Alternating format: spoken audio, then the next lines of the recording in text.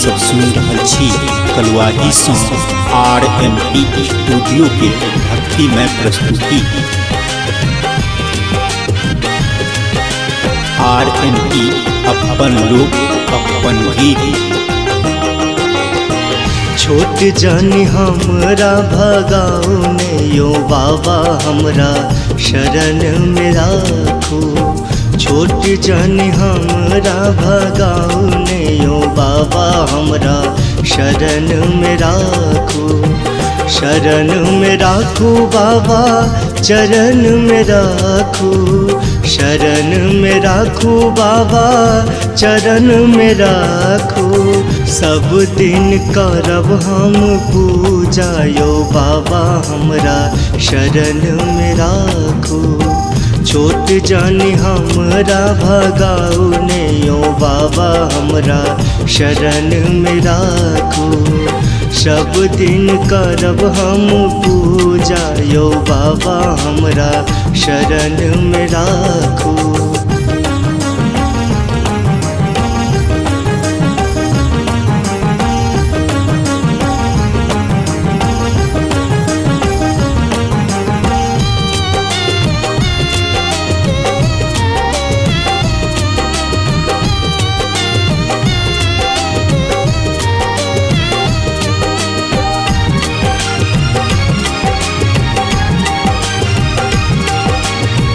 सहल जाइए हमरा दुख के रे पोटरी।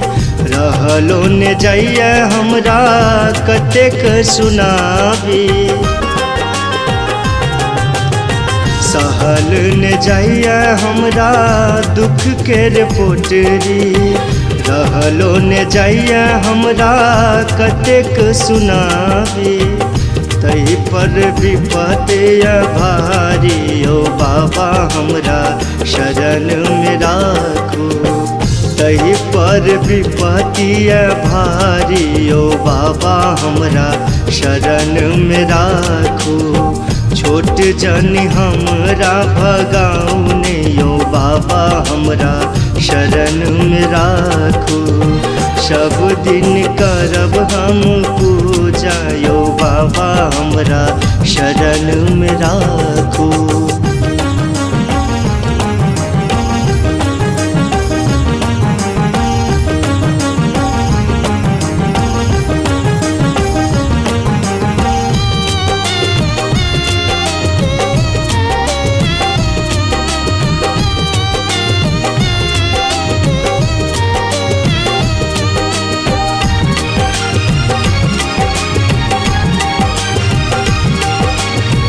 महिमा अहाँ के बाबा अछि महान यो। दीन दुखी के बाबा करै छी उद्धार यो। महिमा अहाँ के बाबा अछि महान यो। दीन दुखी के बाबा करै छी उद्धार यो। तीन भुवन के रे दाता कहबै छी बाबा शरण में राखो। तीन भुवन के रे दाता कहबै छी बाबा शरण में राखो। छोट जानी हमरा भगाओ ने यो बाबा हमरा शरण में राखो।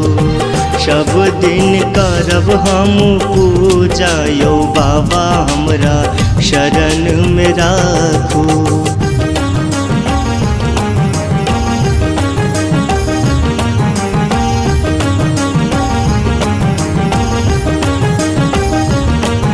अपनी सब सुन रहल छी कलुआही सँ RMT स्टूडियो के भक्तिमय प्रस्तुति।